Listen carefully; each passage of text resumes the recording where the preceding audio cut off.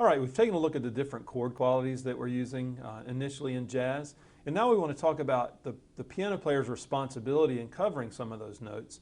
And in this example, we're going to look at what's called three-note voicing. And in three-note voicing, in our left hand, we want to play the root of the chord, and in our right hand, we want to play the third and the seventh of the chord. So if we play a B-flat chord, for example, we're going to play the B-flat in our left hand, and the D and the A-flat in our right hand.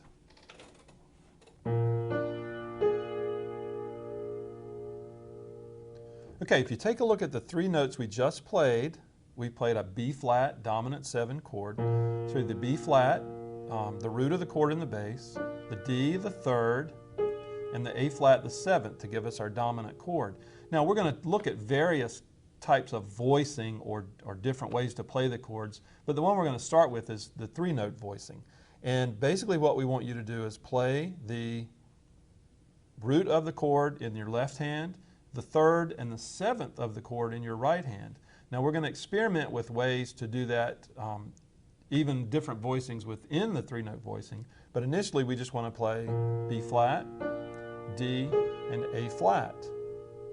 Okay? Now, if we want to play other chords involved in, say, a blues piece, like the Blues by 5, if we go to the E-flat chord, here's our E-flat, the root of the chord.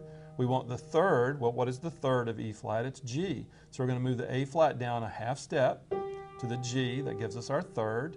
And what's the seventh of the E-flat chord? It's the D-flat. Well, we were already playing D, so we just moved down a half step and we have the seventh there. So there's our E-flat 7 chord. And then the other chord that we would use in Blues by 5 is the F chord. So we have F. Again, we want the third, the A, and the seventh. The seventh of F is E-flat. So that gives us our dominant 7 on F. And again, your right hand is only going to be moving very little here, hopefully mostly half steps as you play. So if we play the chord progression of Blues by 5, we get this.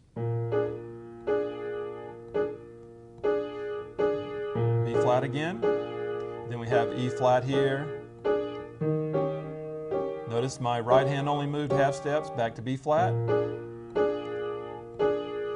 then F, and B-flat. So very little motion in our right hand as we change from chord to chord, but we're covering the responsibilities of making sure the chord sounds full by making sure we play the third of the chord, which determines whether it's a major or minor chord, and the seventh of the chord to determine whether it's major or dominant or minor 7. All right, experiment with that, play some of the Blues by 5, and again, I always encourage you to, once you feel like you know that pretty well, to try to do that in other keys also.